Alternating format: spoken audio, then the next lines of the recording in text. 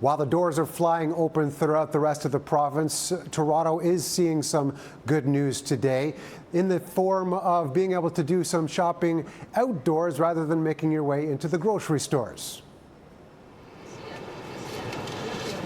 Mayor John Tory announcing that the city is working with farmers market organizers to reopen at 22 sites in parks and public squares where they're normally located at this time of year. Actual dates depends on the location. However, starting tomorrow, the seasonal outdoor market held on Saturdays at St. Lawrence Market will officially be open.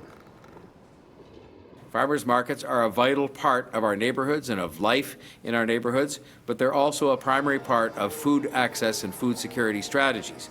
They provide access to fresh, local fruits and vegetables to keep us healthy. So where are we at in Toronto with what's open, what isn't, and how far have we come? Here's a look back at the last month.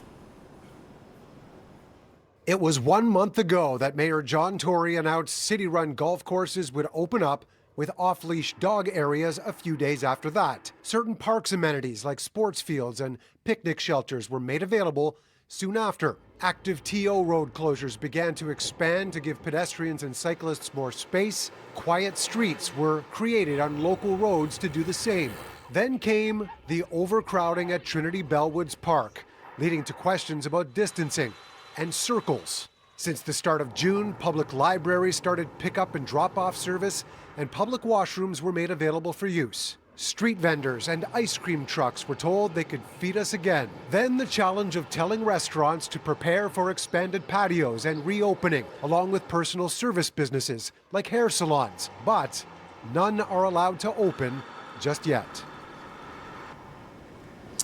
All right, Dr. Eileen de Villa today revealed a new way Toronto Public Health is measuring the city's recovery from COVID-19 and how it's making the data available to the public. The online dashboard breaks down moving averages for cases and virus spread. It looks at turnaround time for lab testing as well as health system capacity. All are given green, yellow, or red indicators. Overall status right now in the city would be considered in the yellow range. As we move forward with reopening our city, it is critical that we continue monitoring our progress towards our COVID-19 response objectives to prevent the loss of life, preserve the capacity of our healthcare system, and to minimize social, economic, and broader health impacts.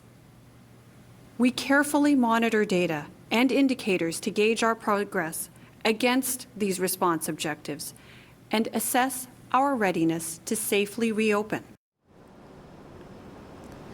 So there's a lot of information there. Here are the basics. The total number of COVID cases in Toronto so far is 13,149, and that's an increase of 86 since the last report. Now, the 7-day moving average from that new dashboard you just saw is 68 and going down, so that's good news. 10,717 people have recovered and 8 more people have died, bringing that total to 973. Now, also today, Mayor John Tory announcing that some city-run childcare centres are going to start opening next week. However, it will be gradual. At this point, it's going to take the better part of the summer for all of them to get up to speed at limited capacity. However, those fees will remain the same.